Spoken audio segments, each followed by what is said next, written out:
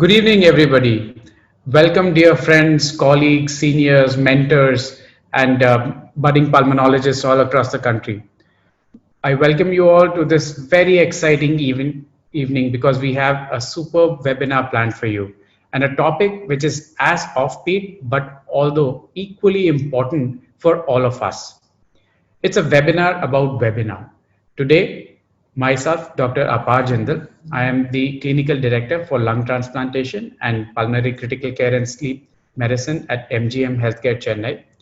With me, I am joined with two great speakers, Dr. Nitin Abhyankar and Dr. Vamsi Krishna. And between the three of us, we would like to introduce to you some very key concepts on the aspects of making a great presentation, and then even more importantly, how to deliver it effectively. We all have attended numerous webinars in these COVID times, and prior to that, many conferences where we've seen brilliant speakers, mesmerizing speakers, and on the flip side, also seen not very effective speakers, or not to disrespect anybody, but boring speakers as well. And that is not the trap that we want to fall in case we are given the opportunity to present a topic, to teach something. So what we are trying to do today is to teach you or to put across our experiences and the cumulative knowledge which is available in terms of how to prepare a presentation, what are the key messages that need to be put in, how the preparation to prepare the presentation needs to go, and then how to edit it out to make it most effective, most friendly for the speaker as well as easy for the audience to comprehend, and how to then deliver it across in a very nice manner, in a very tangible manner, in a manner that the audience can easily comprehend and assimilate it to introduce all the concepts into their daily life practice. With not any further ado, now I would like to introduce the two speakers for the day. We have two brilliant people with us, very effective, very powerful orators. To start the evening, we have Dr. Vamsi Krishna. Dr. Vamsi Krishna is a consultant at Seven Hills Hospital. And I am not going to reiterate more about his academic excellence, which we all know. He's a dear friend who I met on, fortunately, a Facebook platform in radiology meetings, in sleep meetings, and then we started discussing more and more into the different aspects and delve deeper into the key elements of pulmonology, critical care, and sleep medicine further. Dr. Vamsi, apart from being a brilliant pulmonologist, is a philosopher, he is an actor, he is a writer, he has very strong political views and also has tried his hands at journalism. He lives in part with all these professions. He tries to give justice to all these passions of his and tries to take at least little out of all these passions to make them his possession and bring out his personality better. With that, I would just like to show you a small side of Dr. Vamsi Krishna that I am very sure many of you have not seen. Please join me for the next 30 seconds or so for a small video on Dr. Vamsi, and then I'll come back to that. I'll share my screen for that.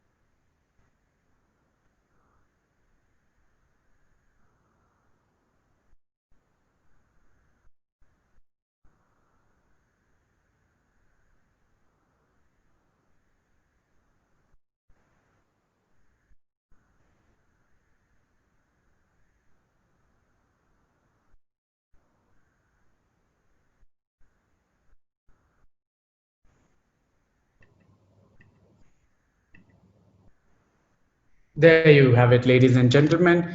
The beautiful, the super talented Dr. Vamsi Krishna. His YouTube videos, his Facebook videos had many, many lakhs hits, and he has thousands of followers for his YouTube channel. Moving on for the second talk of the day, once you've prepared a beautiful presentation, the whole onus lies on delivering it very effectively to the audience, making them understand what you're trying to say in a manner that is easy for them to understand, easy for them to comprehend, and even more easier to assimilate all those principles and use whatever you have taught to the audience, whatever you have spoken to them about. For that, we have Dr. Nitin Abhyankar, who's a dear friend, who's a very well-known figure in pulmonary medicine all across the country, a senior member of faculty in most of the international and national pulmonary conferences. He's a consultant at Pune Hospital, and today he will be talking to us about how to deliver a presentation. What adds, what makes him the appropriate individual or appropriate faculty that has been chosen by Chest Council of India to take this talk forward is his multifaceted personality. Not only is he a very nice, a brilliant pulmonologist, but he is a writer, singer, poet, has written a book on poetry, and an actor, a complete bundle of excellence, a complete bundle of talent, all molded into one. And just to highlight some of his personality traits, I'd like to show another video about Dr. Nitin Abhyankar. If you can allow me a second.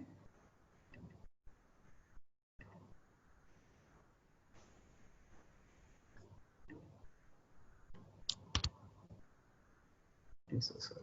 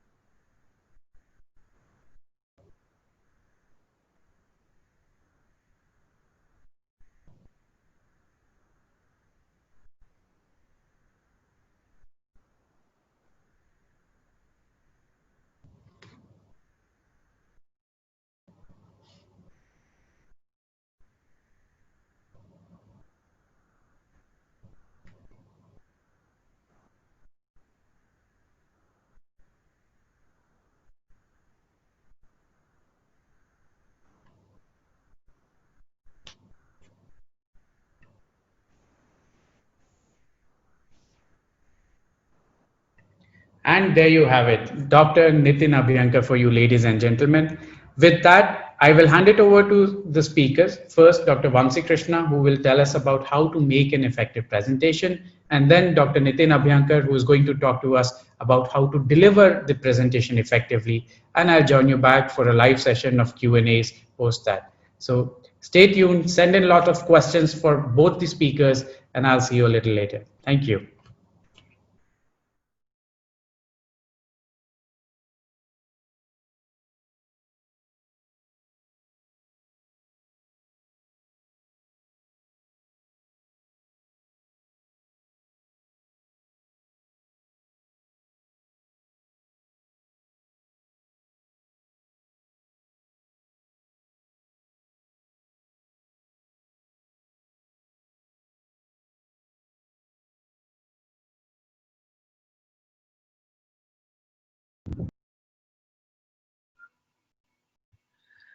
Thank you, Dr. Prapar. Thanks for that nice introduction.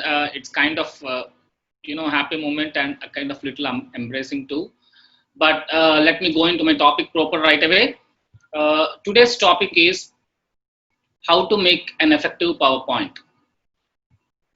This topic definitely, takes a toll on every one of us at one point of time as to how to make the presentations. If you are having a proper feedback, it's very good. Otherwise, it will be a very compromising question as to how we have performed and what is the status of our performance.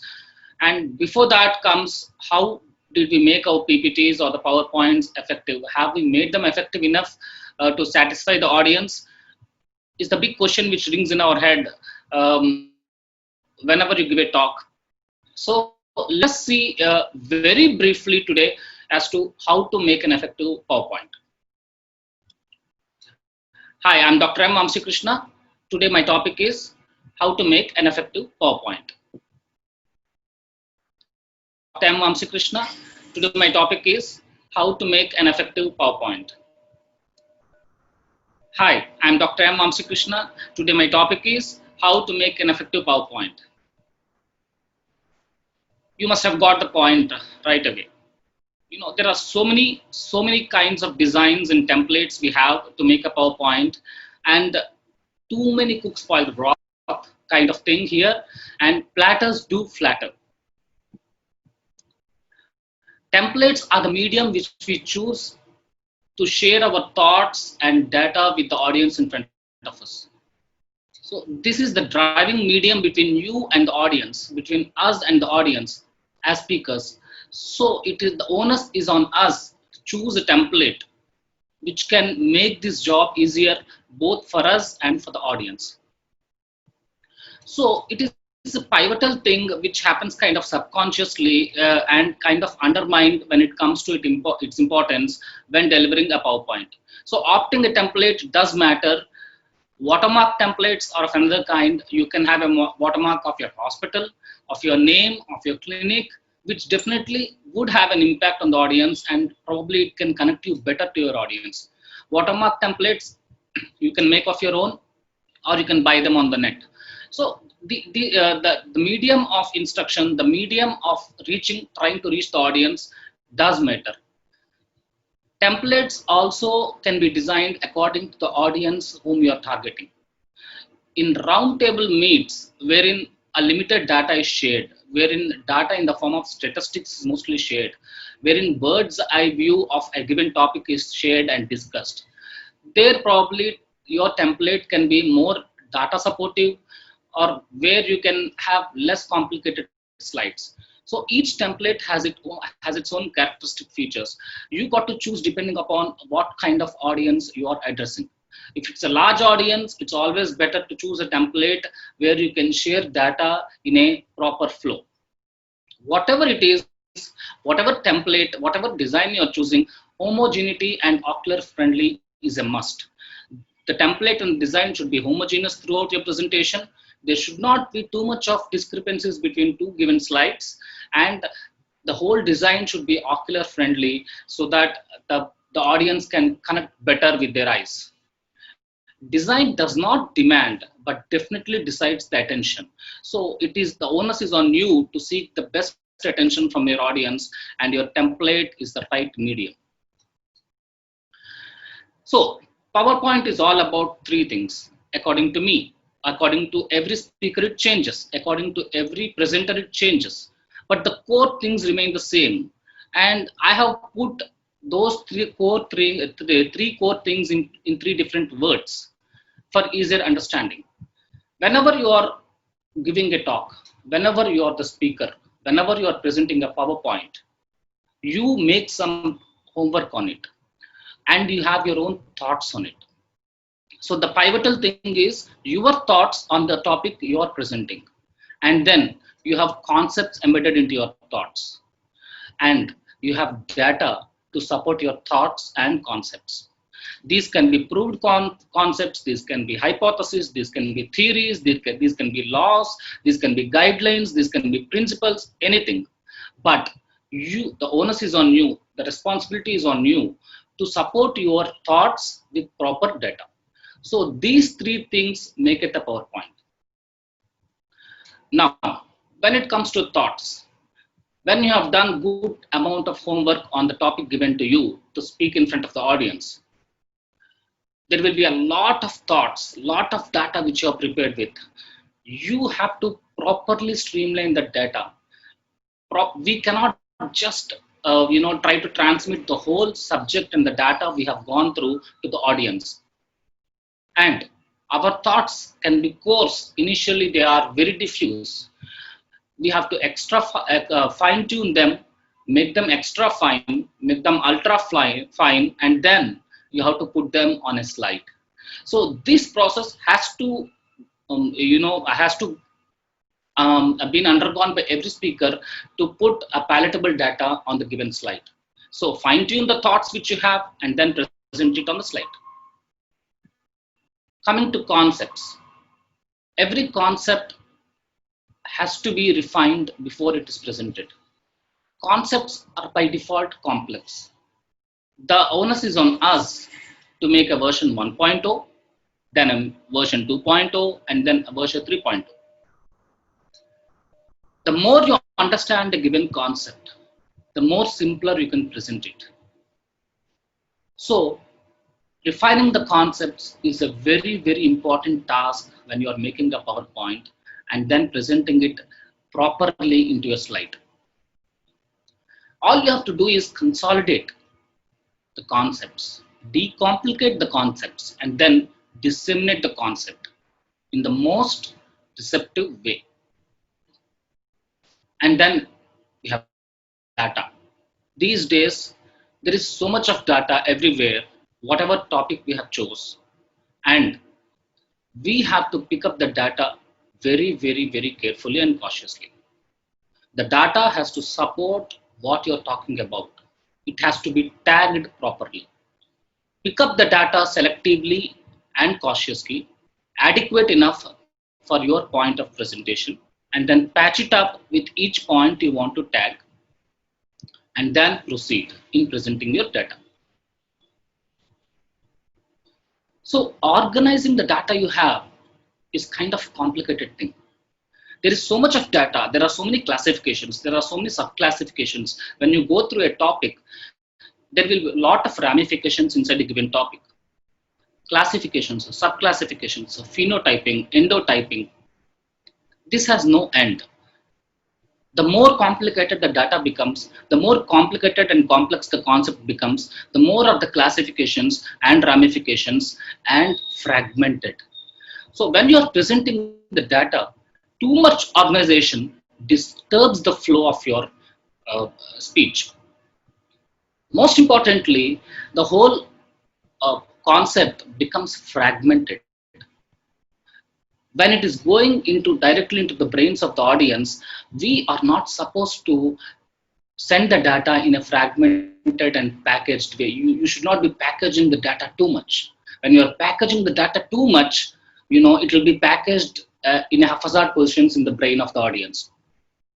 So when you are presenting something, you should make it in such a way that there is a consistent and continuous flow in whatever you are speaking, so that it goes like music into the brains of the individuals, and then they can make a picture out of it. They can make a concept out of it. If you are fragmenting the data too much, then there won't be a single place where the audience can find it later in their brains. So this is what it is about, organizing the data you have. Remember, complexity confuses the conclave. The less complicated you are, the more receptive you are. Now, when it comes to pathophysiology of SARS-CoV-2, SARS-CoV-2 releases genomic RNA and begins the replication in the host cell.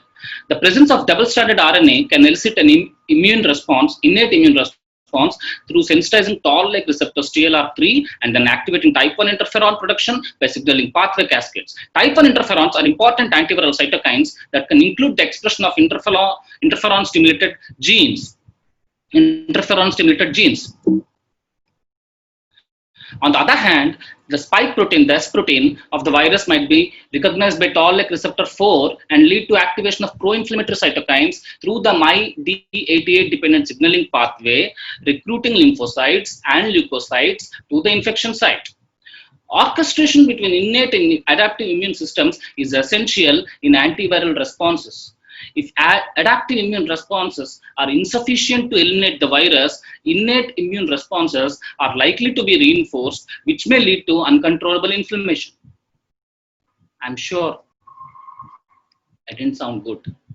I know when you are trying to pack up so much of data into a single slide, and when you go anxious about presenting it, you are lost in your own way somewhere. So sentencing and spacing are very, very important. You can also present the same data like this.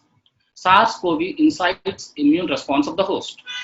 Innate immunity comes into play to defend the host against the virus. Almost simultaneously, and probably a little later, the acquired immunity takes over. If the acquired immunity cannot eliminate the virus, innate immunity is reinforced.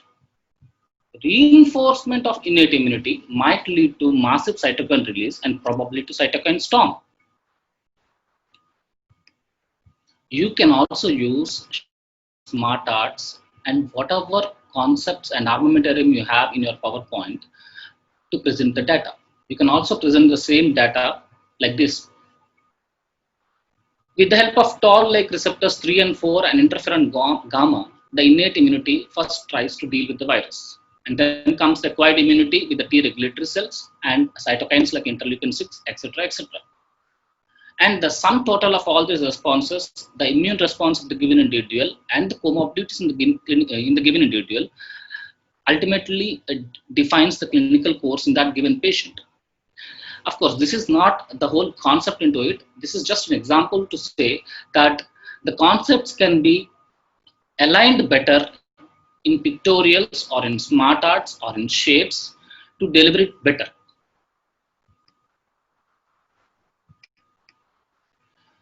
Then there is sentencing versus pictorials. You can also just put the same thing in this simple slide, like it's all about the game between innate immunity and acquired immunity.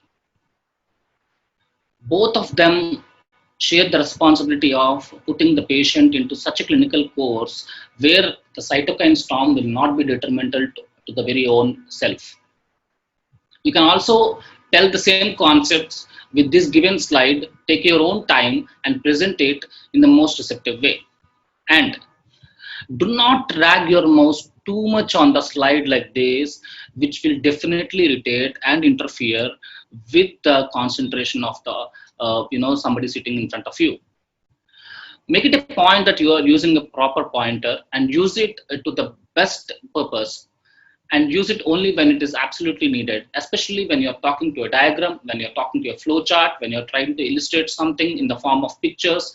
That is the time you have to use the pointer in the most judgmental way. Now, when it comes to calligraphy,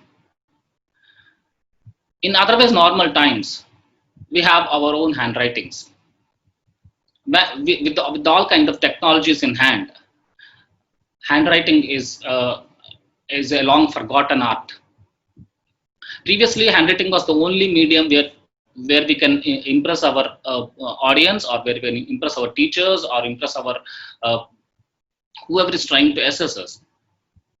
The medium of our thoughts and actions, or whatever it is, the handwriting is the only context. And now we have the PowerPoints, we have the data, we have the fonts, we have everything in our hands. So PowerPoint calligraphy also does matter. Like, my swab test is negative, do you think I have COVID? My swab test is negative, do you think I have COVID? My swab test is negative, do you think I have COVID? My swab test is negative, COVID. The same thing in different forms, and you can decide for yourself with which calligraphic, with which font you are more comfortable with.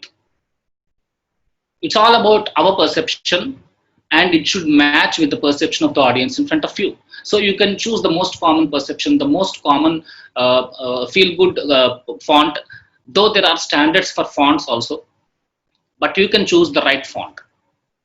Like, my swab is negative, do you think I have COVID? I'm a diabetic, I can't take steroids, doctor. My CT scan report says severity is 8/40, should I worry? Please let me know if I can have a kiwi fruit after my breakfast. Is copper plate Gothic bold better, or Telugu Sangam MN? So it depends upon the font.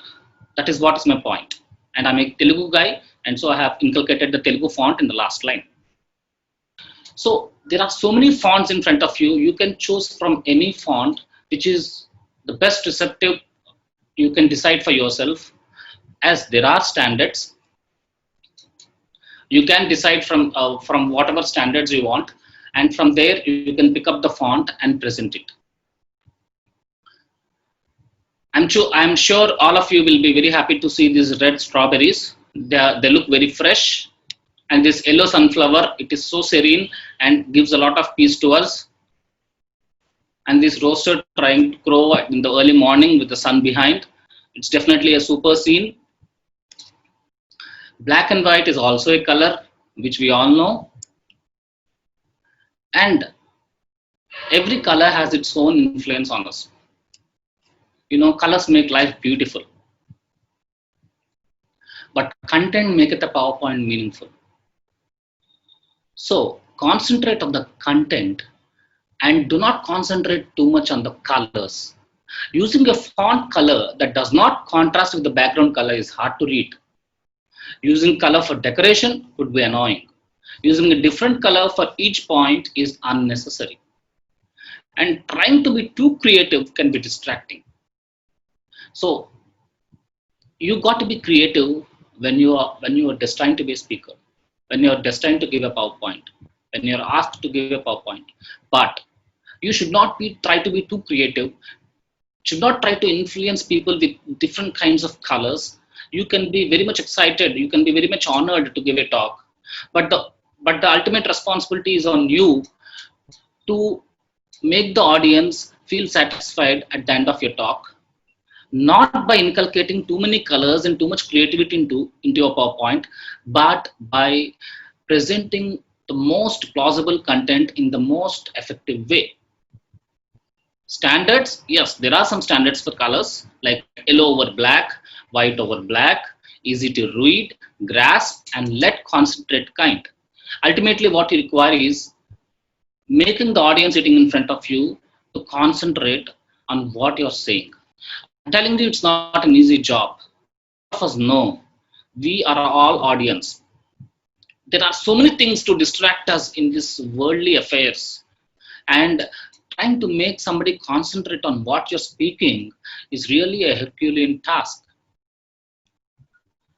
Now, whenever you are presenting a PowerPoint, you always have a point of interest.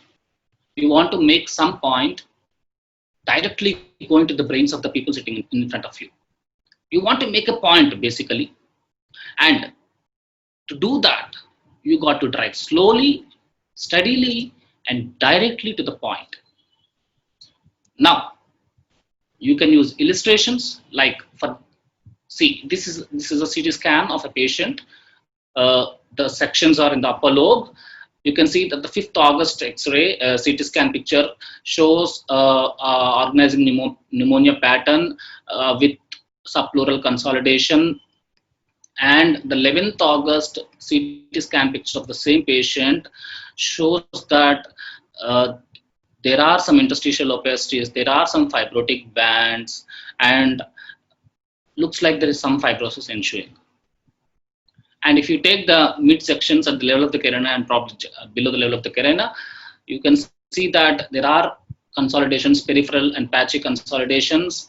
And if you see the same section around 6 days later, you can see that it is all organizing, and there are interstitial opacities, linear opacities, reticular opacities, and probably some traction bronchiectasis, ensuing at the same places almost.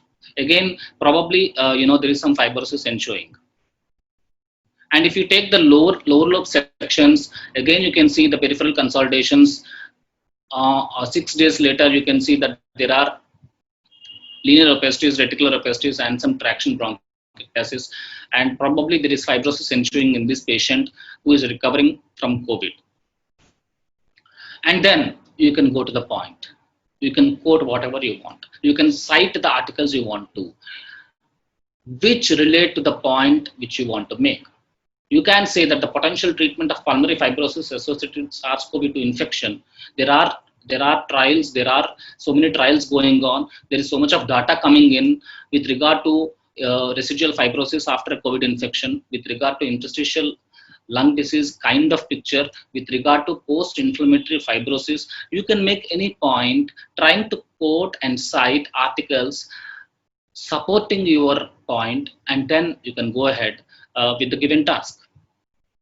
But like I am having right now, there can be anxiety deliverosis. there can be a lot of anxiety into trying to present all the data into the PowerPoint you have in hand. Like, for example, if at all you are trying to make a point and substantiate it with all the kind of data, you can also say there are so many trials going on trying to be endorsed with some kind of drug for the fibrosis, which is likely to be ensuing in patients with COVID pneumonia, interstitial pneumonia. There is nintedanib going on, pirfenidone going on, so and so and so and so. There are so many drugs going on in trials for fibrosis, which might be a residual complication in patients who have come out of COVID. And then in this saga and journey of presenting the data, sometimes we share so many tables, so many pictures, which might not be actually properly visible to the audience. It is very important to present the data with proper clarity, and if you're trying to make a poor visual, then consider it is gone. One disconnect from the speaker is a permanent disconnect in most of the cases. You should not let the concentration go away for even 1 second. So actually this is a very good data trying to show what are the cytokines expressed in different viral infections, like in the MERS or the SARS, or what are the cytokines which are very high in patients who had fibrosis in COVID-19 and all. It can be very good data, but if you are not presenting it with a proper visual, then it's gone. And then it is very important also to consider cognitive abilities when it comes to making a PowerPoint and delivering a PowerPoint, because the way you are making the PowerPoint has to consider the cognitive abilities of the audience. The cognitive abilities in the sense, the general cognitive abilities of the whole population, of the human population. There are effects like the modality effect and the redundancy effect. Modality effect says that when you are trying to influence somebody with something with one aid, you can also do it with another aid. Duality makes a difference. Duality is more effective. Like when you're trying to talk something with sentences, you can also make a picture and speak to a diagram, and then it becomes more effective to the audience. And then there's a redundancy effect. If you are going on reading from whatever you are writing on the screen, it has a redundant effect on the audience, and it actually interferes with the registration of the presenting data into the brain. So the whole point of reading from sentences is kind of redundant. Always try to make a pictorial representation or a smart art representation to deliver your data, so that you are not bringing in the redundancy effect and you are trying to maintain the modality effect. That way you will be able to influence your audience better. And as I've already said, we'll have so many thoughts when we are making a PowerPoint. And as a speaker, you would love to present all your thoughts to the audience in front of you. You would like to impress them, influence them, and then feel satisfied. But that is not the point. The audience have come to you to learn a few things. You are supposed to share a few things. You are supposed to make an impression wherein the data shared is not too complicated, does not make a hazy impression on the audience brain, and gives him a package which he can later use in his clinical practice or make concepts out of it at later time. What you're speaking today might be indirectly influencing the audience decades later.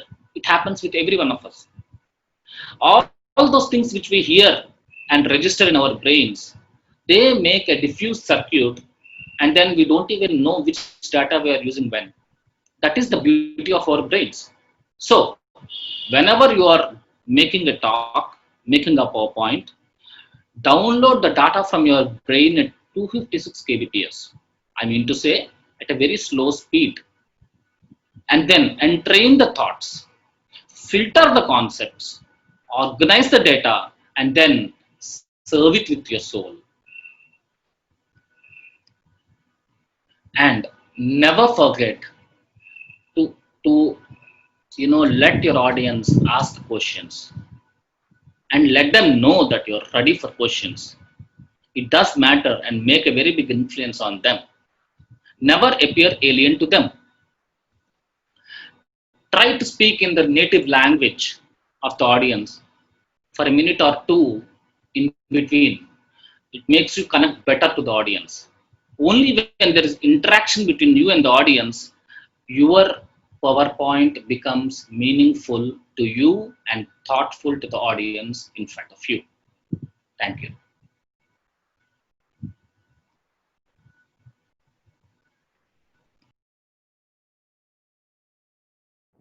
Hi, I'm Dr. Nitin Abhyankar.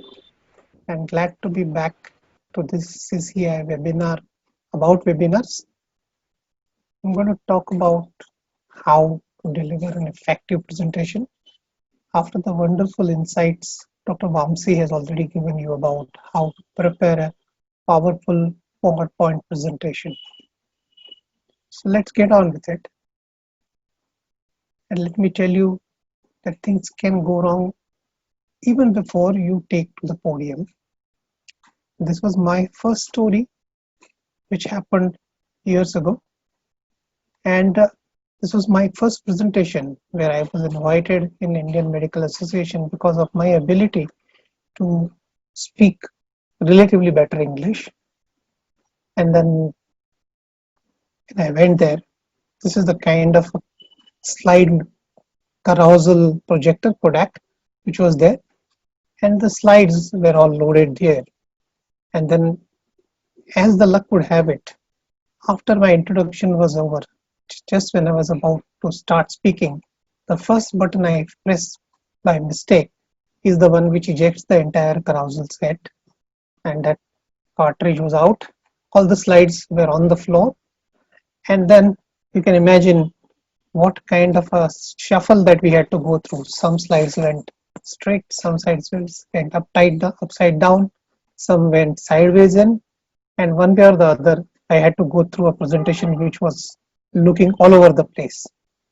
So the things still can go wrong even before you take the podium. So that is something worth remembering. Of course, the other way where the things can go wrong even before you take the podium is if you are underprepared or you are not updating yourself well. And this is something which many of my teachers, particularly very senior teachers, I have seen doing. When there were that era of the so-called hard slides was there, every slide would cost 30-35 rupees to make, and then therefore people tended to use slides which went on for years altogether. And sometimes we would tell just by looking at that odd spot in the right hand corner of a slide that this is about the penultimate slide and the teacher is about to finish the lecture. So the lectures became so predictable just by looking at the physical properties of the slide that things started going wrong even before they took the podium. Well, I think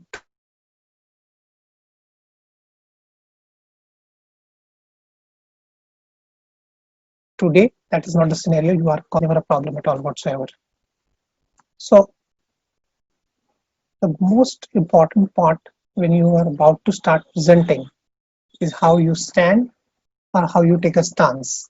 In case of a webinar, you're not standing, you're taking a stance in front of the camera, and it has to be an upright stance, the way it should be always. And how you introduce yourself, and that's again very, very important. Many a times, people misread my name. I became Abhayankar instead of Abhyankar. So it's a good and polite way to reintroduce yourself. There's nothing wrong in that. Many a times I have been called as international pulmonologist instead of interventional pulmonologist, and that is also worth correcting because you want the audience to know exactly what you are about. The other part when you are introducing yourself, like I gave you a story of how it started. So how am I relevant to this particular topic? Because I have done so many lectures, and therefore that experience is going to what I'm going to share you with. So I think that kind of a messaging is also important in your introduction. So introduce yourself end the topic in a proper way.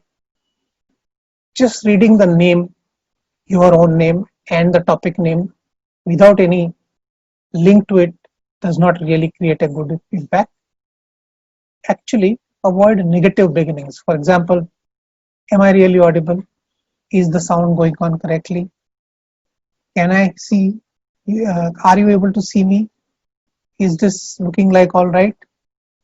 You may be already tired. Those kind of negative messages are not a good idea.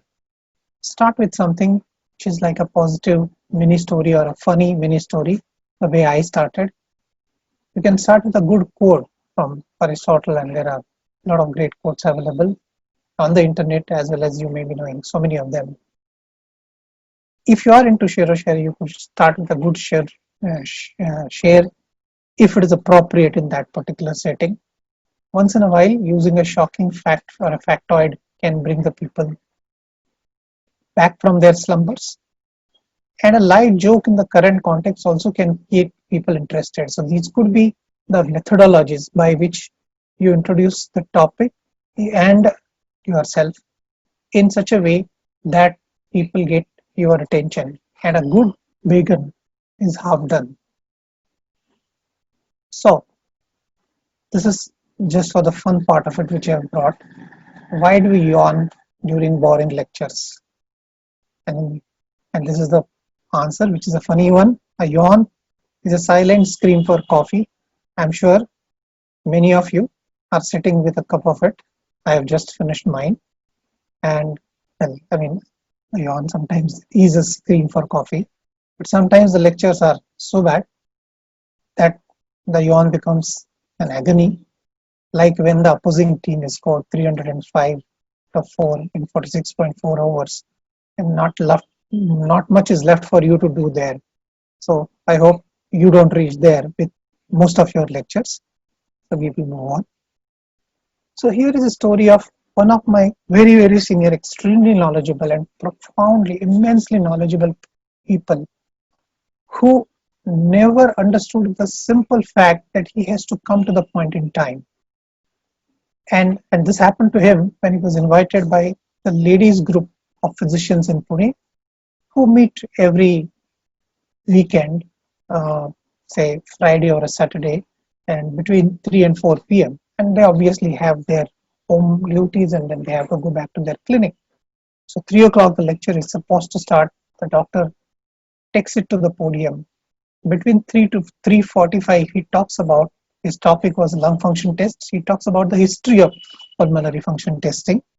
He has not come to the point by 3:55. I gave them a reminder. And at 4 o'clock, unfortunately, everybody had to walk. And my great Dr. B was fuming because they were impolite to him. It was not they who were impolite to him. He was the one who was impolite about their timelines. And unless until we care about somebody else's timelines, they are not going to care for about our own timelines. I think this is going to be a simple and important message. Come to the point in time and care for other people's timelines. When you are about to start the lecture, we are supposed to give a scope of that lecture. And when you are saying scope, if you're just presenting, say, a series of interesting cases, then don't keep saying, I'll say case number 1 followed by case number 2 followed by case number 3, something like that. Never do that. But if it's a topic related to, say, difficult asthma or severe asthma, I should start saying in this fashion: definition of the difficult to treat asthma first. Then I will lay down the severe criteria for diagnosing severe asthma. I'll take you to the diagnostic algorithm. I'll be differentiating and delineating certain phenotype of severe disease. Then I'll chalk out strategies which are relevant to these phenotypes. I'll be discussing future directions in a little bit, and then I'll be ending with the conclusion. So I think that's the kind of a messaging that should go in at the beginning of this entire topic, and that will tell people what to expect in the next 15 to 20 to 25 minutes, whatever that time which is allotted to you. So I think that's very important to understand as to how to give them the agenda in a brief, concise, and a scientific manner so that you are preparing their mind for what is coming. Uh, there would be times when you would be using the pointer, there would be times when we are not using the pointer. Now, the commonest pointer in the webinars is actually your mouse, and that mouse does most of the jobs. But you have some other alternatives also.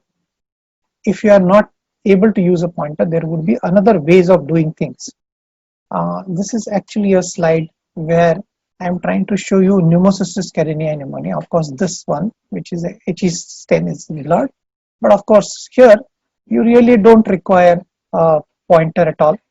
But if at all you want to do that, you have touch screens nowadays, and you can draw on that touch screen with the help of a pen, a digital pen, and you can draw the pneumocystis carinii cysts around them very beautifully, stained with silver methenamine stain. So I think it's not going to be very difficult for you to do that. So that could be one of the methods that you can do. The other one is that you can pre-name them. For example, I have put in the dates here, August 2011 and January 2012. So I know that these two CT scans of the same person are showing a certain amount of worsening, and if I'm still not convinced whether I have done my job or not, I could be drawing the exact areas which I want people to look at and compare for themselves. So it could be a better way of dealing with it. Then of course you can preset certain pointers, and those pointers could be drawn already there in place and can be utilized to a great effectivity. Just to draw them from the list of 7 things I wanted people to read here: extensive ground glass abnormality. So that's a feature which is inconsistent with the UIP pattern. So I think that is another way of drawing people's attention to what you want them to see on a slide. The other one here is an example of a chronic eosinophilic pneumonia, and then in this case I can very with a great deal of difficulty see certain eosinophils, but it would be very difficult for me to keep drawing them on this kind of a slide, which is a much larger slide. So if I have done a little bit of a pre-work and pointed out every individual eosinophil here, I can convince my audience that, look, this is definitely a chronic eosinophilic pneumonia with so many eosinophils which have been shown across with those small arrows. When you have an access to a pointer, another very important thing, and many people, when you look at the laser pointer that they use a dancing pointer. Here what I'm going to do is I'm just going to show you how that particular pointer travels all over the place, and then it looks very ugly. So a dancing pointer is a strict no-no. You have to go and point something which you want specifically to be pointed at. So you can go and exactly directly point whatever you want to do and go on and move on with it. Otherwise it looks quite ugly, and it's quite distracting for the listener to focus on to what you are trying to say. Every lecture, you name it, and has certain key slides. These key slides could be a part of the diagnostic algorithm which has been set by some expert clinicians, or it could be guidelines, or it could be individual doses of a relatively new drug, or it could be the side effects that you are trying to highlight. Whatever it is, those key slides, you have to remember them, practice them, repeat them, and finally must include them in your take-home messages. So your key slides are going to be very important. And mind you, when you prepare a slide set of maybe 25 to 30 slides, there are only 4 or 5 slides which are key slides. And those key slides need to be marked, remembered, practiced, repeatedly used if necessary, and must be included in the take-home messages. Part of take-home today. We are supposed to maintain eye contact while speaking. And where do I maintain an eye contact in a webinar? In a webinar, I am talking to the camera or to the people who are recording it. For example, the Blueberry events are the people who are recording it. I'm talking to them. And how do I maintain eye contact? So I keep on looking up at the camera, and whenever my sentence is finished, then I take it back to the next sentence by reading it, coming back to the camera again, then again going back, and then again coming back to the camera again. So that is the way you maintain eye contact in this context. Maintaining eye contact, tough on a webinar, but I think it is worth practicing because over a period of time you will master that art. The other very important thing which we all often underdo is rehearsing our own presentations. And inside a PowerPoint, there are beautiful methodologies of setting up your slideshow where you can set it up the way you want it. You can rehearse your timings, and you can also record it and time it so that you know individually how much time you are spending on a given slide set. Was that time well spent or not? Should I be cutting it short? Where should I extend it? All those will become known to you if you use these three parts of it. Particularly recording the slideshow and rehearsing timings is very, very important if you do that. Otherwise, it's a certain death by PowerPoint, and it is worth fighting because PowerPoints often become extremely boring, particularly if I'm listening to the fifth or a seventh or eighth lecture. So it's important to know how people typically read a PowerPoint. The moment you project a slide, people subconsciously start reading it. And how do they read it? Of course, they read it from top to bottom, and they read it from the left to the right. So it is a top to bottom and a left to the right kind of a flow, which is very important to understand. So here is an example of a hypersensitivity pneumonia. I have to remember that I need from the left. So this is from the left, and I have to look at convincing patterns, whether it is an antigen exposure identification, compatible HRCT findings, and a bronchoalveolar lavage lymphocytosis. A combination of these three, if I have all these three criteria, that means I have got exposed to the antigen, I've got correct HRCT findings like mosaic, and I have also BAL lymphocytosis, then all my three criteria are met, and therefore histopathological confirmation of the diagnosis is not needed in majority of such cases. If I have only two criteria, first two criteria, that means I have got exposed to the antigen, or I have got a compatible HRCT findings, often BAL may not be needed when there is a clear-cut exposure, typical HRCT, and response to antigen avoidance. So if you notice how we traveled, I traveled from the left first downwards, and then from left to right, and then again. So that's how people will read, and people logical read direction. For example, let us go the other way around and say I start with the idea of lung biopsy needed to confirm HP or identify an alternative diagnosis if I have a criteria 1 and 3 are met, but HRCT is more consistent with UIP, NSIP, CPIP, or OP. Well, it is a little confusing because I have forgotten what are the three prerequisites here. So unless until I go through the prerequisites again, that means 1, 2, and 3 are sorted out, then I refer to these 1 and 3, out of which that is antigen exposure and BAL lymphocytosis. So that is how the sequence should go. So once again, let me repeat, we will be going from top to bottom and from left to right when we are going to read a particular slide, whether it is you who is reading or whether it is the audience who is reading. And therefore, it's best that you follow what the audience is also going to do intentionally or intuitively, either ways. Very important, do not read the slide for the audience. They know as much good English as you can, and they can read as well as you can. So I think just reading out the slide is a complete no-no when you are trying to make a good quality presentation. Using a precise and scientific language is very important in the scientific context of it.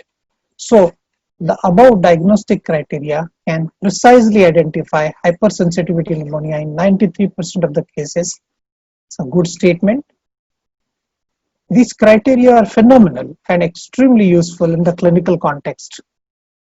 Not a very good sentence to make. So if you are structuring your sentences, make sure that you are using scientific terminology and a certain amount of precision in the words that you are choosing, and it will take you a long way in getting it good. There's something which I hear very often, particularly with people who are very fond of inserting extremely complicated slides and then saying that I know it's a very busy slide, I'm very sorry, but then if it is so busy a slide, why did you get it here? Because, for example, what I am trying to show you here, it will take me around 10 to 15 minutes to show you something. You may or may not understand it. So this is so-called busy slide, and I'm sure you will come across these so-called busy slides very often when people are trying to make their presentations. And it's a completely senseless idea to continue with this kind of a busy slide. It should be completely out and replaced by something simple, sensible, and which can make an impact on to the listener. The other very important context or concept is give due importance to the references that you are quoting, because you are looking at, you are not presenting your original work most of the times. You are using science, you are using previous data, and you are using references, and those references should not become extremely small font. For example, this is a Cochrane review 2014, so an adequate idea is given as to where is this reference coming from. This is about bronchial thermoplasty, and this is a systematic review and meta-analysis which included 3 trials, around 430 patients, found improved quality of life at 12 months that did not really reach statistical significance. There was no difference in the symptoms, no difference in the pulmonary function parameters. And Torrego, Sola, Munoz were the authors, and this article came from Cochrane Database Systematic Review 2014. So all that we wanted to convey is crystal clear. It's important. If you put this in an extra small font somewhere in the corner, and then all you are trying to see is, yes, it is referenced, but I am not going to tell you which reference it is. So it's impolite, and at the same time, it's not a great idea of conveying what am I trying to show you. So the transparency of what you are trying to show to the audience is also important, and therefore references must be in legible fonts, as good as legible fonts. Then of course there are problems with speakers who sometimes think in the vernacular language, and then in order to fill in the gaps they will use terminologies. You see, I was trying to come to this point, you see this is what is the correct thing, and you see this is the where we are going, and then they will keep repeating things like, did you get it? And then of course there are people who are lost in their presentations and say, oh, where was I? And where was I is a question which is to be asked to yourself and not to the audience. So I think avoid repetitive phrases which are not adding any sense in this context. Very important. There are times when your previous speaker has already covered many of the points that you are now going to speak. And please don't get discouraged by that particular activity, even if that happens, because repetition is actually not bad. In case you understand that you are talking on an important topic and your audience has not completely mastered it, then you should be presenting the presentation just as it is, and without saying apology for every single slide which was shown before. It doesn't matter, because two people have different takes on it, and the most important part is the retention. What an individual retains or what an individual holds on to is just around 10% of what has been said. So there is a scope for remaining 10%, remaining another 10%. It depends on your skill to convey what you are wanting to say. And I think it's a very, very important message that even if your previous speaker has repeated so many slides from your presentation, please do not hesitate in saying it all over again with the same amount of confidence and emphasis. Please do not feel shy about that at all. Remember one more thing, that things will go wrong. And they have gone wrong for a number of people. The best in the world have talked to empty audiences. And I always imagine that, okay, this is the end of the world. I am the last person here and I am recording it for the future time capsule. And that's the way, that's the kind of desperation that you must have, that somebody sometime after 300, 400 years is going to listen to your lecture. Be hopeful. Imagine the worst case scenario and carry on. That is going to be important. Here is an example of my senior mentor, Dr. SS, and his NAPCON award session. His presentation was selected for the NAPCON award session. And in that NAPCON award session, he went there and he located the venue. But the venue was practically empty. There was a projectionist. There was a lady sitting there, and it was his audience, and there was no chairperson. So he went on looking for the chairperson, and that was the scenario in the NAPCON a few years ago, that the chairperson had to be located with great deal of difficulty. He came, he introduced Dr. SS, and then he left within a matter of minute as soon as Dr. SS started delivering his speech. And then, as his luck would have it, the lady who was sitting there, who was the only audience, realized that the AC in that hall had stopped functioning and therefore left, because she was not there for the lecture, she was there for the air conditioning. So she left. So Dr. SS was left to talk to the projectionist. And well, if that can happen to a person of his stature, it can happen to me, it can happen to you, it can happen to everybody. So it is something worth one remembering, that things can go wrong, and don't get this illusion or discouraged by it. You will have your day one day. The other part is very critical. Your next slide, when it comes, you must be well versed with your slide set, and your next slide, when it gets projected on the screen, it should not come to you as a shock as it is seen on the face of this particular person. If you are going to do that, there is going to be a serious problem, and well, it undermines the entire lecture no end. So I think very important that you must know what is your next slide and why is it coming. Without that, this kind of a shock is going to keep you in a devastated state for the rest of the lecture. It's a very important idea that videos should be minimized. Very frankly, I'm a person who's an interventionist and I use a lot of videos, but still I'm making this statement very important, because videos which are not demonstrating a critical procedure should be avoided. For example, if my lecture is on medical thoracoscopy and I have to show a few medical thoracoscopy videos, I have to show them. But a video without a context should not be, because you are the hero of any given talk. And suddenly when you start playing a video, you go off the center. Your voice projection goes unsteady because you are sometimes looking at the video, sometimes trying to understand, sometimes trying to listen to some sounds which are there recorded on that video, and therefore your voice projection goes unsteady. The audience suddenly gets a new focus to look at, and therefore they may lose you. So I think that's going to be again very important, not to lose out on your audience by projecting an unnecessary video. But if it's, for example, it's a necessary video, I'm talking on say medical thoracoscopy, then using multiple videos on the same slide will save you a lot of time. For example, this is a presentation where I am actually showing you 4 videos in one single slide, and all the 4 run simultaneously, and I am able to show that there is a tubercular granulomatous inflammation, that this is metastasis, that this is metastasis. So that is the kind of three things which have been demonstrated in less than 30 seconds.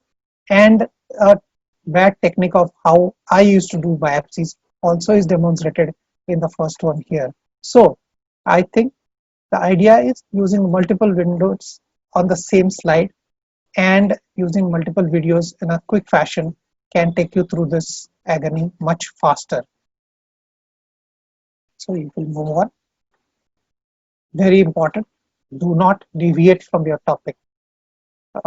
if you are going to lose your thread repeatedly and stray from a given topic, it's going to be a problem making area, and it is absolutely not a great idea. So you are given an agenda, you stay on to that particular topic, stay focused, and do not deviate. Very, very important. Do not fall in love with yourself and the podium, and do not forget your timelines. And there are some simple tricks as to how to use a microphone. Here, I'm using a microphone which is a different one, but most of the times you will be, when you are presenting in a conference, you will be presenting on a microphone which is positioned in front of you. You should be about 2 to 4 inches away from your mouth. Speak off axis slightly if you want to increase the lower frequencies. Move away from the microphone when you're not speaking. Test multiple angles and distances to see which sounds the best. So I think this is something worth trying it out in the beginning itself. And once you have got the sweet spot, stay with that. That's going to be important. Usually the idea is you cannot realistically teach people a complete topic in a short span of around 14 to 15 or 15 to 20 minutes. So learn to make a list of key points. They could be 10, they could be 10, 8, 12, whatever. The minimum is the better, but make those points correctly and in a very solid way. That will take you a much better way rather than trying to make 35, 40, 100 points and it doesn't take you anywhere. There are brilliant algorithms like this one, where there is a set of rules to obtain expected output from a given input. The input here is maybe Alu, and the output which is expected is Sona. As one of our famous politicians keeps saying, that put Alu at one end and the Sona will come out of the other end. But then, unless until you are able to demonstrate that, brilliant algorithms are often wasted if you fail to illustrate that with an example. Unless until you do that, it is not going to help you. This is an algorithm which you have just seen last month in my lecture about interstitial lung diseases. And as I kept showing you a case at every level, for example, this is an interstitial lung disease in an immunocompetent host. And the very first case I presented was an immunocompromised host. So that particular part is highlighted, that it has to be an immunocompetent host. Then the rest of the algorithm becomes relevant. Then I go into the history, clinical examination, labs, etc., etc. Look at the chronicity, progress, stability. If I find an antigen, for example, in a hypersensitivity pneumonia, I remove the patient from the antigen and it gets better, clinical recovery, so on and so forth. If not, then I go on investigating. So I think the part of that particular algorithm becomes more and more sensible, not by projecting the algorithm number of times, but trying to show with a clinical case whether you are realistically making sense or not. And that algorithm becomes useful because then the person who's listened to that algorithm is likely to use that algorithm. Very important, once again, use at least 1 to 2 clinical case scenarios which will hook the clinicians, because clinicians always think like treating doctors. They like a challenge of a case, clinical case, and they will start thinking with you. And once they are thinking with you, you have them together on board, and that process becomes ongoing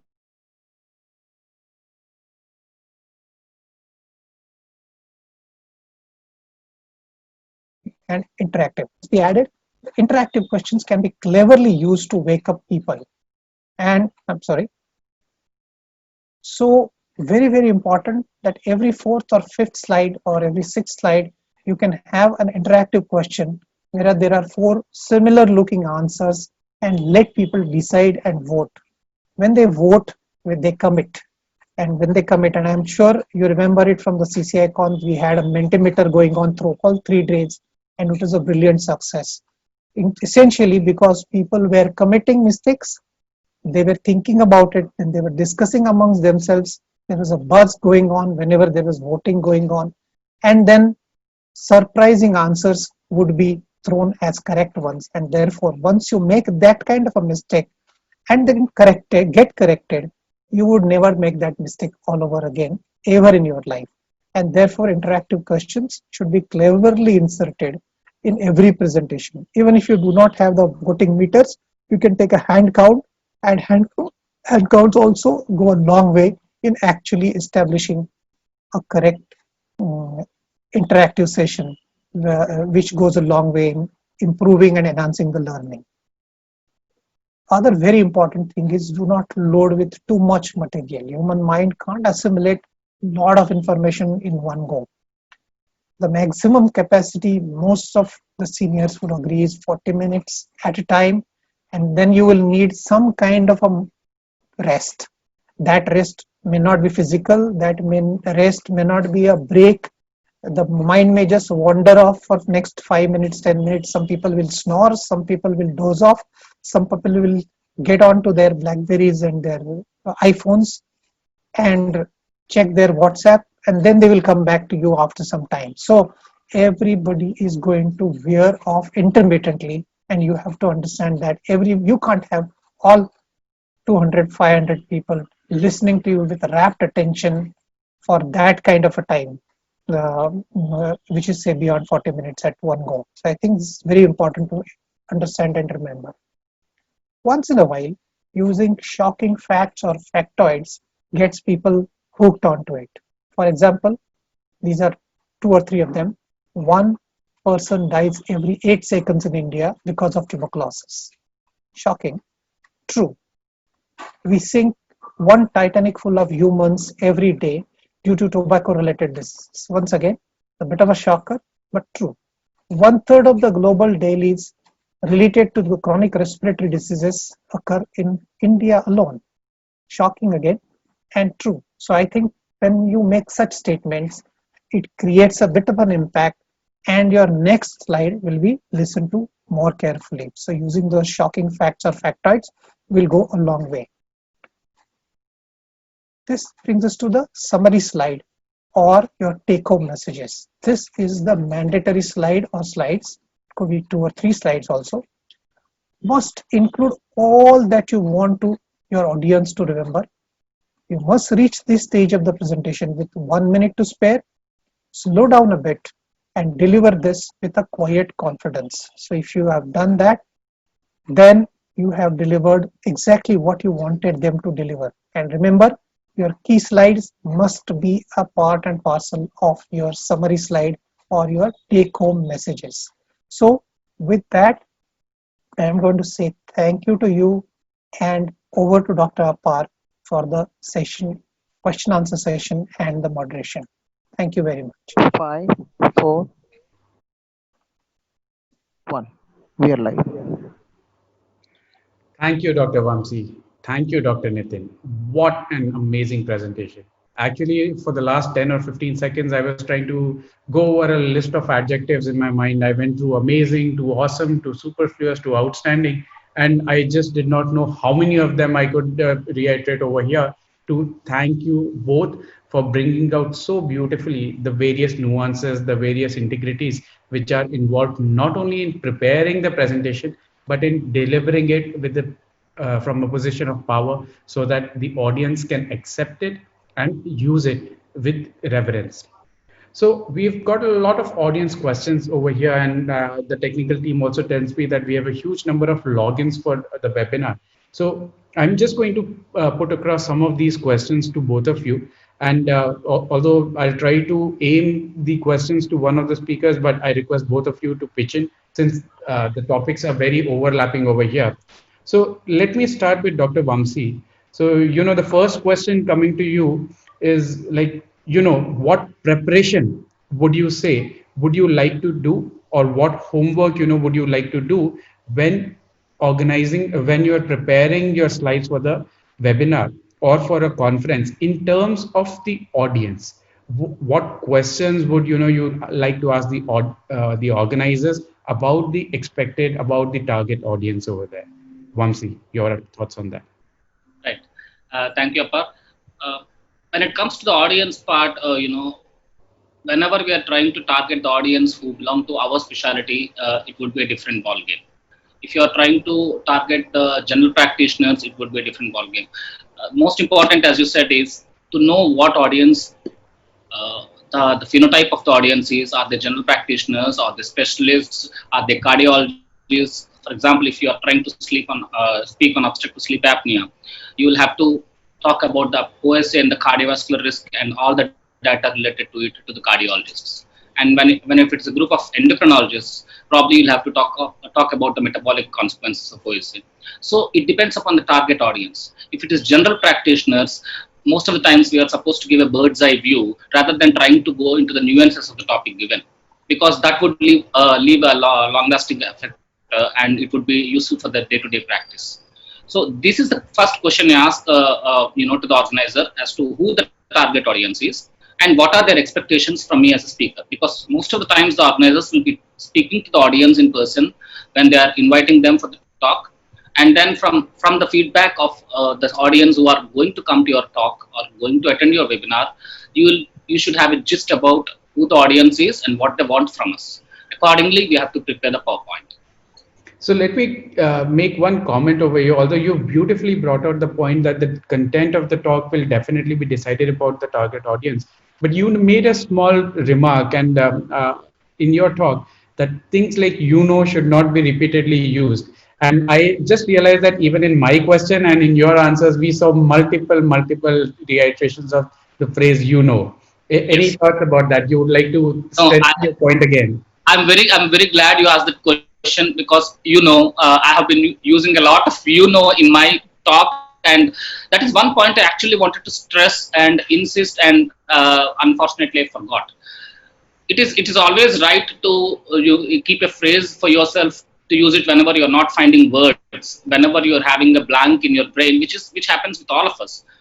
But probably it should not be repetitive. That's what I wanted to say, and probably it is inevitable sometimes for all of us. But see, it's the again. So I don't think it's any wrong, but you should not be you should not disconnect in this journey of and okay, let's see. And whenever you are going blank, probably you can just have a backup plan as to how to engage the people in between, or probably talk about something or ask a quick question to the audience so that you can regain back your it happens with all of us. We go blank at times. So let me extend that question to Dr. Nitin and carry this discussion forward. This happens to all of us at point to point in different talks, in different presentations.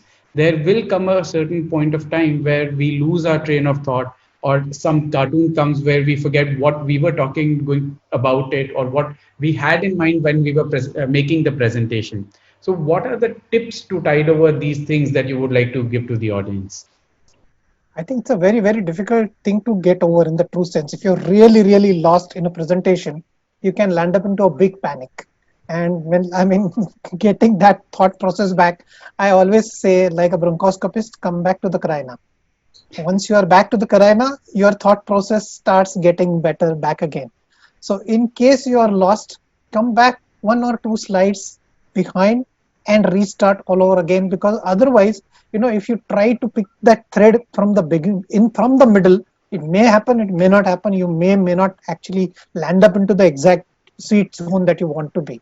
So I think come back to the carina, and then your way is easier to find back all the way into right lower lobe or left lower lobe or wherever you want to go. So basically, I think getting that thought process back, relax a little bit, talk a little gibberish if you have to say a few UCs and knows, it's all right, as long as you get it back on track. And once you are back on track, your flow will be there evidently. Yes. So that's a very important and a brilliant point that has come up, that it's not bad to get stuck at times. It's only how to take it forward from there. Maybe take a pause for a few seconds, maybe go back a few slides, come back with the concept, and even using phrases like, I think, let's talk about it, or even the syllables, monosyllables or bisyllables of that it does not actually make it a bad presentation. It is just a way of conversation. It is just a way the movement is going forward. What is more important is to make the point, make the key address, and continue further for that. So, yeah, and your audience is not expecting you to have by hearted the entire lecture. It's unrealistic. In today's context, the kind of content that we are presenting in 20-25 minutes, it's impossible to by heart it. So I think they are not expecting it to be by hearted. Even if you have forgotten a point here and there, gone back and then picked the thought process. As long as you are coherent enough, in the end, it doesn't matter whether you stutter a little in the middle. It's okay. So talking about when we're talking about by hearting a presentation, let me put across another question over here, and I would invite comments from both the speakers on this.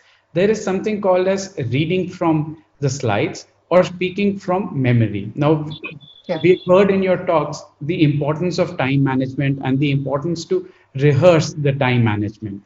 What would you recommend? Now, we all know that we've all done that. When the conferences were active, we used to prepare slides while on the flight while traveling. Or even now, the webinar slides are usually being prepared a day in advance or even the morning of the webinar. In that case, it is very difficult. At the most, what we know is the flow of the slides that we've done because the data we've collected and we've made a train of thought to take the presentation forward. So between the two concepts, that memorizing the presentation properly or reading from the slides, what would you recommend, or would you recommend a middle path over there? Let me take Vamsi on his thoughts first and then come back to you, Nitin sir.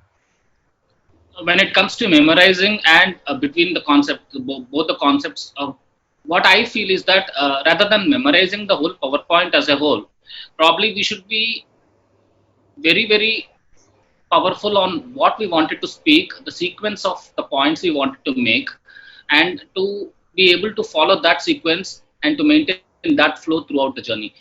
It is not uncommon for us to that the slideshow goes away. There might be a power cut. There might be a technical problem, and at those times, probably we should not be waiting for the PowerPoint to come back, for the power to come back, and probably we should be able to engage the audience, immediately take over from the technical problem, and continue with the sequence of events which we wanted to actually. In that case, probably, yes, memorizing the slides, the flow of slides which you have made, and the flow of points you wanted to make and to arrive at a point does really matter. But when it comes to memorizing, yes, when it comes to criteria, when it comes to things like that, yes, probably memorizing definitely helps, because the criteria, when talked with an eye contact, you will be able to be more effective than when you're reading it from the slide. Dr. Nitin, your take on that? Yeah, I think he's absolutely on target there. That memorizing the key points is the issue. As long as you have memorized the key points, as long as you have by hearted your key slides completely, you are on target to delivering a good lecture. You are not going to be, even if your slides, as you said, if suppose the power just goes off and there is no projection available, you will still be able to deliver a quality lecture because you have chalked out your thought process in such a way, and keep it simple is the key there. One message per slide. There should not be 17 messages in one slide. It doesn't make sense. You cannot deliver 17 messages per slide. So I think it has to be one message per slide. Whatever, as you very nicely had said, 10, 20, 30 rule. So, if you are going to follow that kind of a rule, then you are not going to make more than 20, 25 points in a 20-minute period. And those 20 points are not impossible to remember in the true sense of the word. So I think, if we follow this kind of a strategy, then I think there is a very little chance of us going dramatically wrong here. So I will come back to the 10, 20, 30 rules and hold my thoughts on that. Before that, I'd like to ask you another question. So I'm taking you to your first slide where you mentioned that things can go wrong even before you hit the podium. And things can also go wrong after you've hit the podium. And we've had small discussion on that. But how would you say the speaker should fare at that point of time? How important and what are the tips to relax so that your presentation further can be both passionate, can be enthusiastic, and of course has to be honest Yeah. to the very end? Yeah, I'll tell you, I'm myself a very nervous starter. So, I think even Vamsi said that. So I think two of us are here. I think the Apar is the only cool guy around. So I'm a very nervous starter. So whatever lecture, howsoever small it is, my first sentence is a little shaky. And irrespective of whatever I do, that kind of a sympathetic overactivity actually makes me a better speaker after a few sentences are gone through. So once you are gone through that particular phase, you have to go through it. How do you go through it? We'll have to find methodologies of doing it. You can keep your hands close here so that you can show that you're not shaking. You can hold the podium for the first 10 seconds on both with both your hands. Whatever methodologies you want to use, you can utilize to get over that initial anxiety. It's a matter of first 15, 20, 30, 40 seconds that anxiety is going to last. The moment you realize that yes, you are audible, audience is enjoying it, and you have made your first eye contact, and that's going to be important. The moment you have done that, most of your fears are gone, and then I think then you are sailing. So then you are in the same boat, and it's an enjoyable ride for both the audience as well as the speaker. I think that's a very, very nice tip to relax and take it forward. So, Vamsi, coming to you, I'm bringing this point to you, the 10, 20, 30 rule.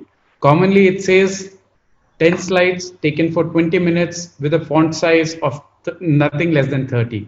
Basically, what we are trying to say is how would you, even while at the preparation stage, how would you like to divide your time between the number of slides once the topic is given to you and once the time is given to you? What's your take on that?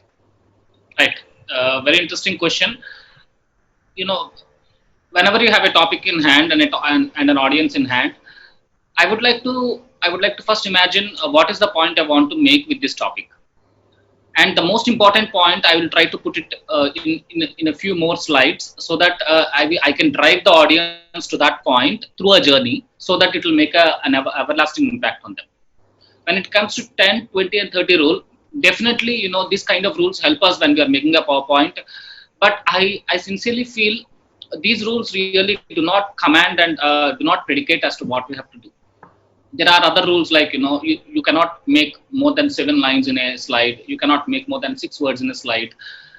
Yes, font size does matter. 30, 36, like that.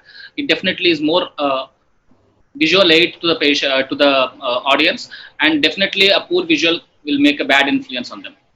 But when it comes to rules like this, I really don't have anything to say because the rules are always rules, like guidelines we have for every pulmonary condition.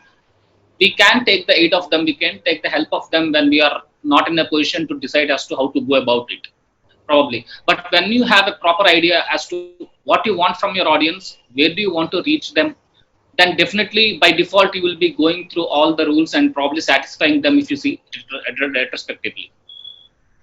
So that's brilliant, I think. So let me come back to Dr. Nitin and let me ask you a question. So we saw in your talk that you were talking about maintaining eye contact and engaging the audience, which becomes an even more difficult thing to do over a webinar platform. So what are the simple things that you would like a speaker, a future speaker, to keep in mind when he's presenting over a web platform or even in a live conference? How should the eye contact be maintained? Does the smile matter? So what other things, what other methodologies can be utilized to engage the audience more by the speaker? Absolutely. I think the eye contact is the critical part, and it's a near impossibility in a webinar, except of course I have eye contact with you, Apar, right now, and sometimes I have it with those people from Blueberry who are recording. Most of the time they're hiding, but sometimes I have.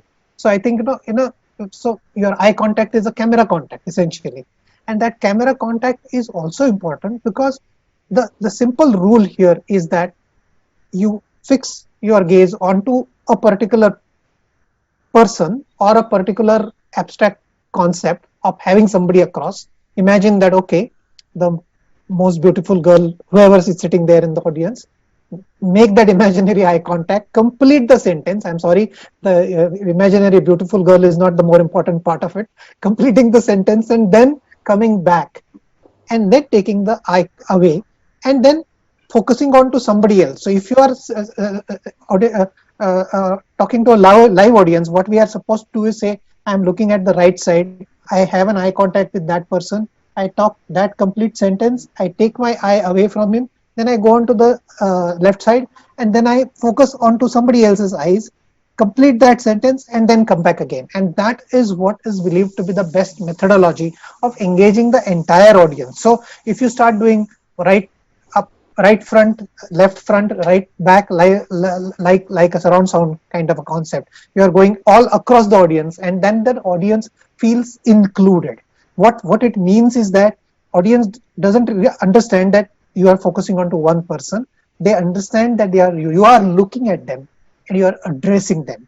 And that feeling is very, very important. So I think imparting that feeling is the art of actual public speaking, where you are making people included, and that making people included is what is going to make you popular as a speaker.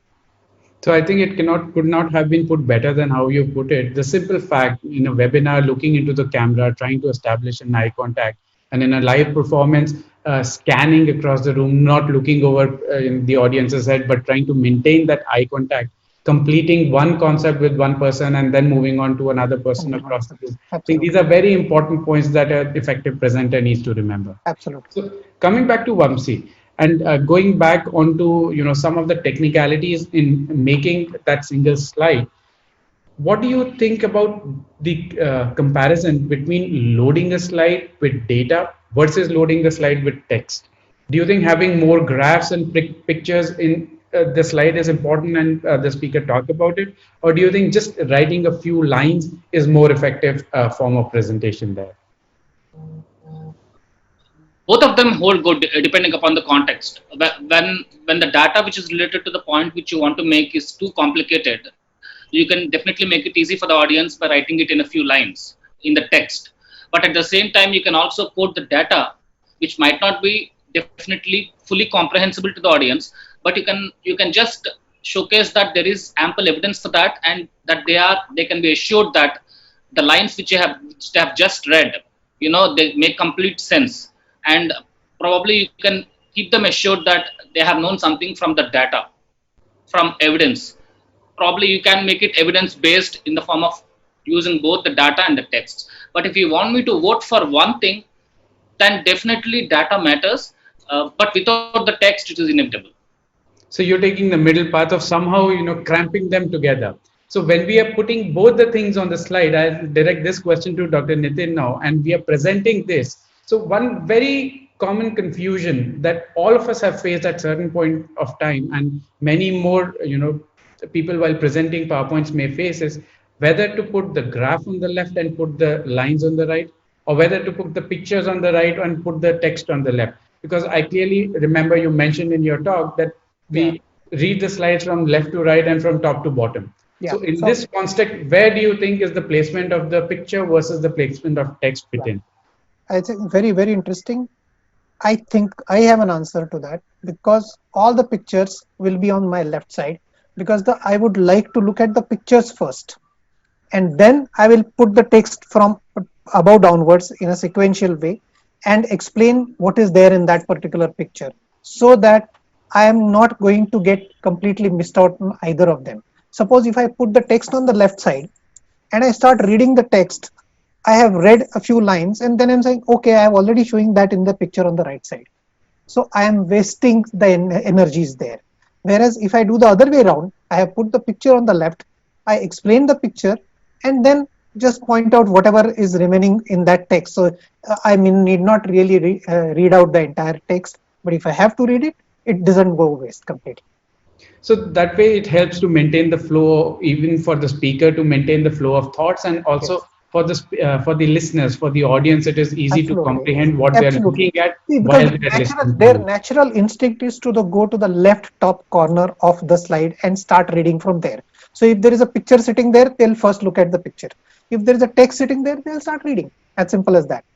So I'll keep you on the frame and I'll ask you a question about something that we've been doing here all this while. We've been nodding our heads, we've been moving our hands around. So what is your take on the body language of the presenter while giving a talk?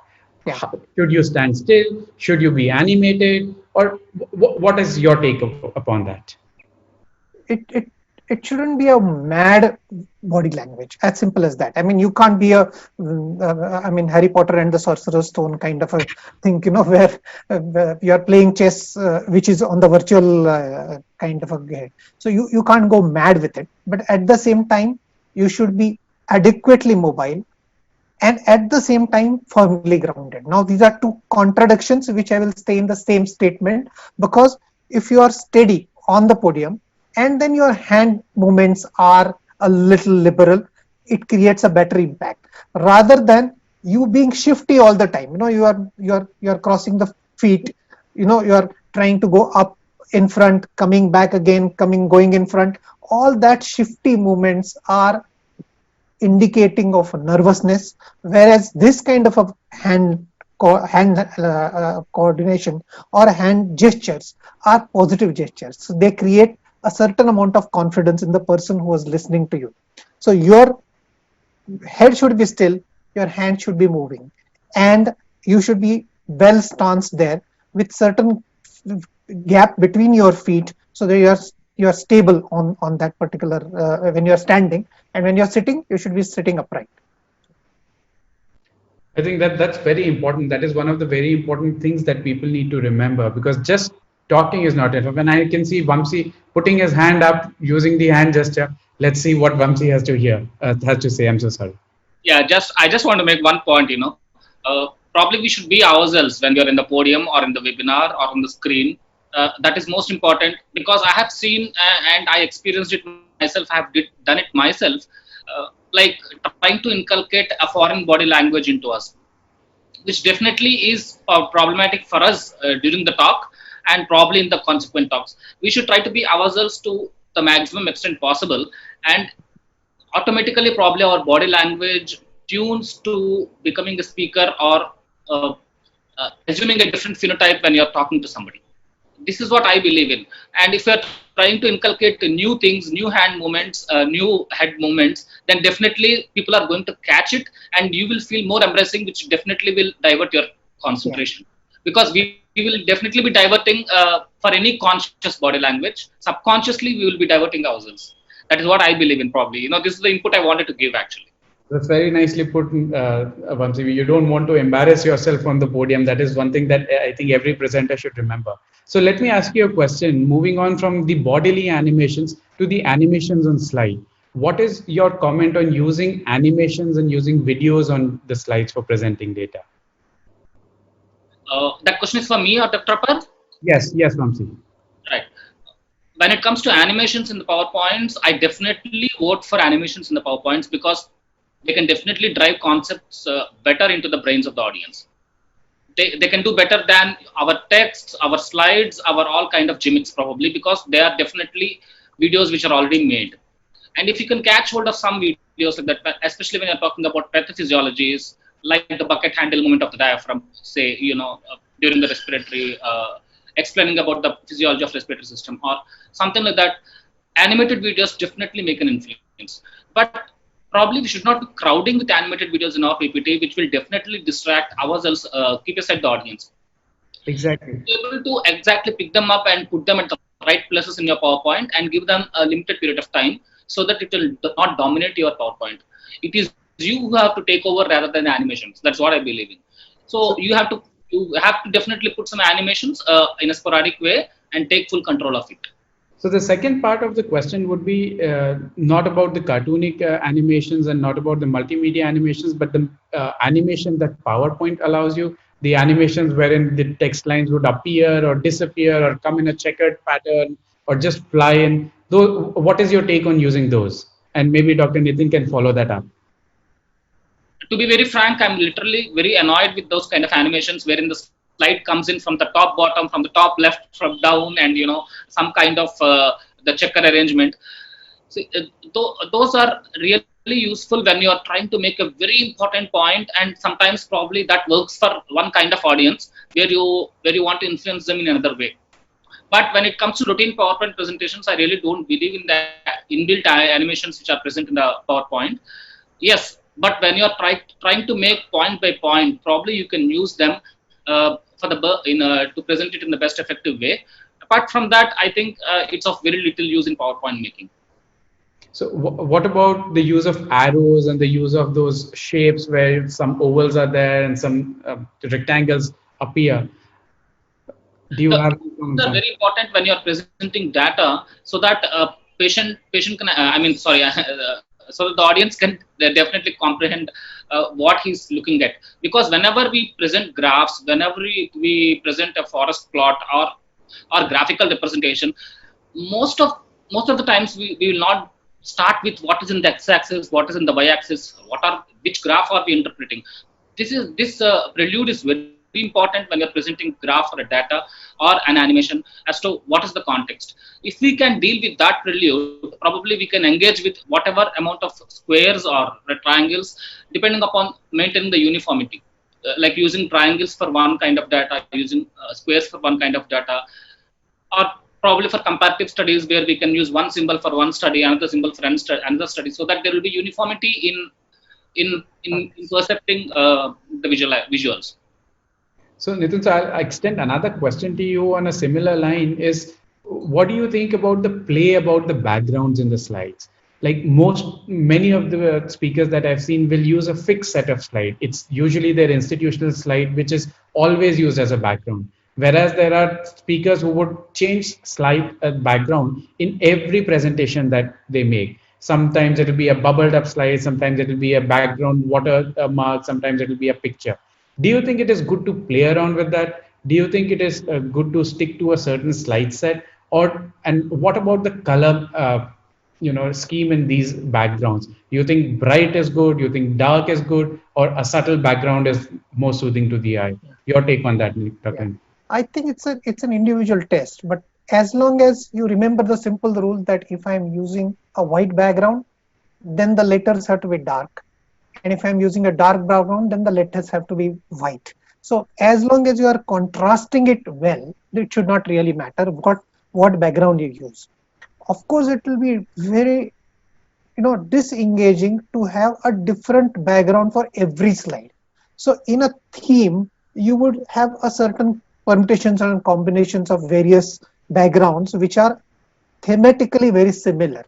And it is a good idea to continue with a theme. But I think it's also very boring to be completely predictable, having something in the right hand corners fixed, something in the lower end corner, the date, the time, everything. It shouldn't be as predictable as that. So I think there should be a little bit of a fun there. So to complete the answer which you had asked about Vamsi also, then animation business, I classify them as mild, moderate, severe. So the mild ones add a little bit of a fun. Moderate ones start disturbing, and severe ones are definitely a no-no.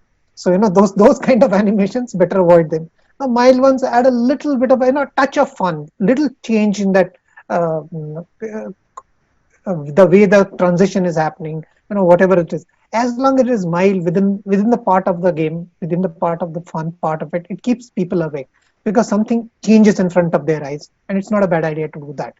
Very, very often people are dozing after 20 minutes of your talk in any case. So if a little bit of animation is used to wake them up, it's nothing wrong with it.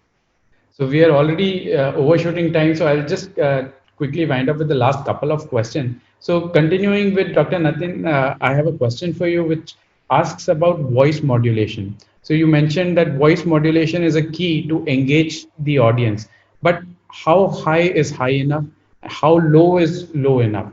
And if you're talking about a high voice, a high pitched voice, do you think it is easy to sustain it throughout the talk? What is your comments on that?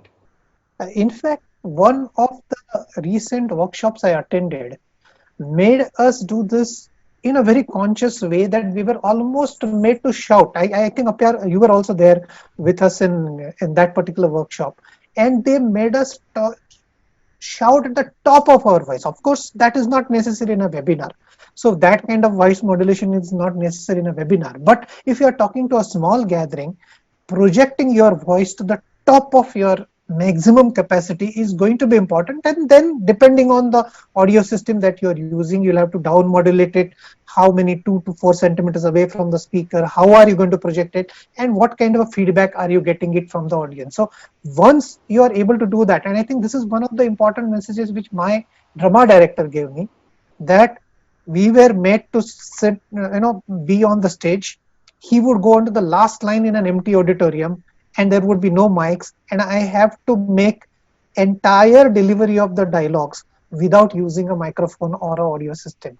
If I'm able to project my voice to that level, then with a reasonably good quality audio visual system and audio system, my voice will be definitely audible. So I think this is an important message, and many of us are very, very shy about projecting our voice. I myself, when I attended this workshop for the first time, I used to think, I mean, this is unnecessary. Why do you have to shout? And then we realized that it's, yes, when you record it in the top of your voice, it sounds a little more convincing, a little more better. I think something worth taking from that.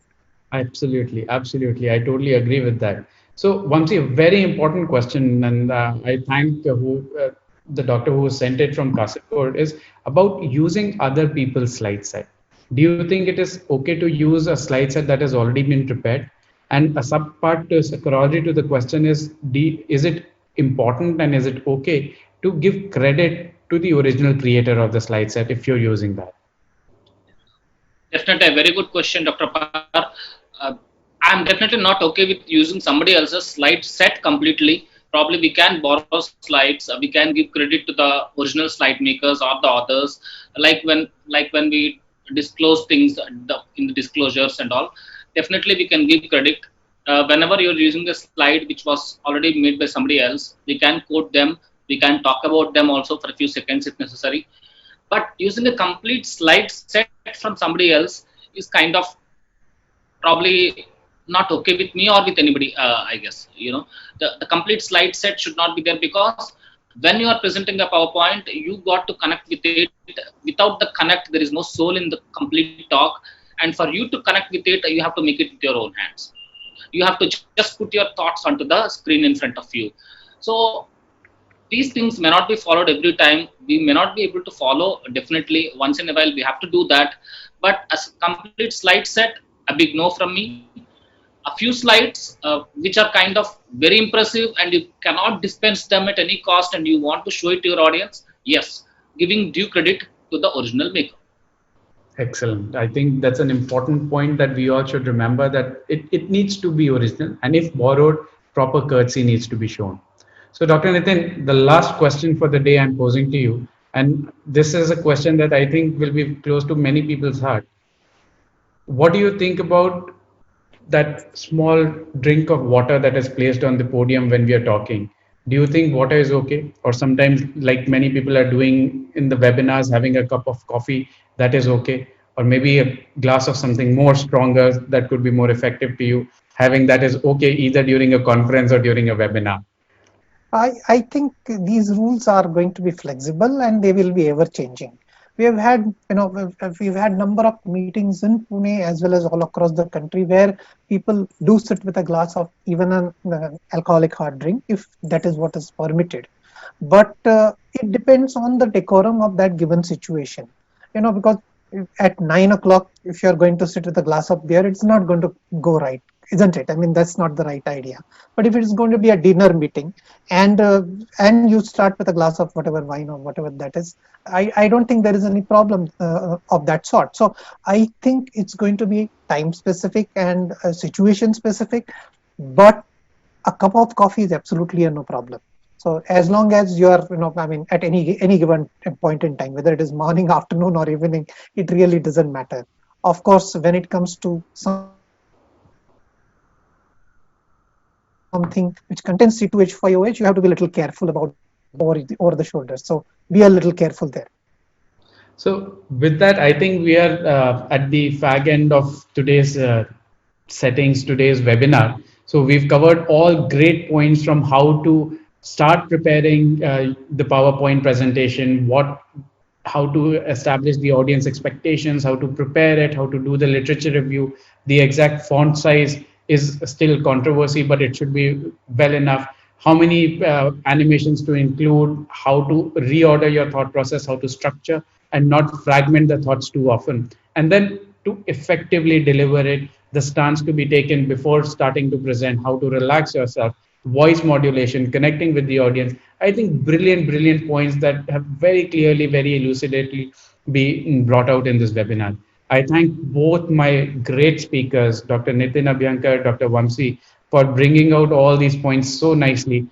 And I hope it will help so many other speakers who are coming up in the fields, who are starting their journey as a speaker, and people who are already masters of the art. Will also help. It will also help them to improve it further. There's always a scope for improvement. Now, I cannot end on the note without thanking some key people over here from CCI, Dr. Narendra, Dr. Ravi Doshi, and of course our founder, Dr. Krishna, who have thought and have made this event possible today for us to gather together, for us to talk about this very, very important topic. So I thank all the speakers, I thank CCI, and I obviously can't help not thank the technical support which has been extended by CIPLA and the team for making this event possible. Thank you so much. And if the speakers have any closing remarks to make, we'll take that, after which I'll close this days. Dr. Nitin sir. Yeah, I think we are done. Thank you, Apar, for moderating this whole process. Yeah. All right, then. We'll call it a day and close the session today. Thank you so much. Thank you. Thank you. Thank you so much. Bye. Bye bye.